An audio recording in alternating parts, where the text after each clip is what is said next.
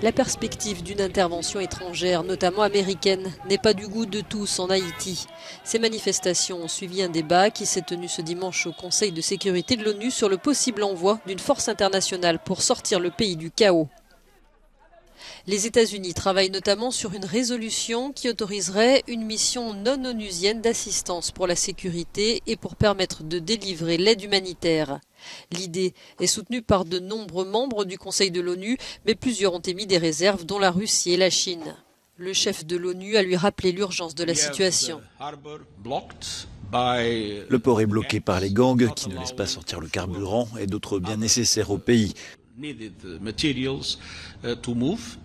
À cause de cela, il n'y a pas de carburant, sans essence, il n'y a pas d'eau potable et il y a le choléra.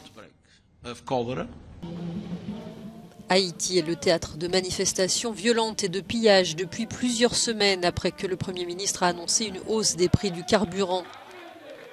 La semaine dernière, c'est le gouvernement qui a lui-même appelé à l'aide la communauté internationale face à la dégradation de la situation sécuritaire et humanitaire. Dans la rue, on appelle à la démission du Premier ministre.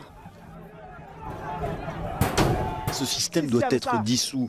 Ce pays est littéralement contrôlé économiquement par 5 familles. Nous, le peuple, n'avons presque rien.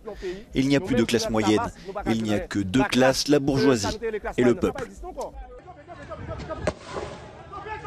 Pour l'heure, aucune date n'a été donnée concernant l'envoi d'une force internationale. Les États-Unis et le Canada ont annoncé avoir livré ce week-end de l'équipement de maintien de l'ordre pour la police d'Haïti.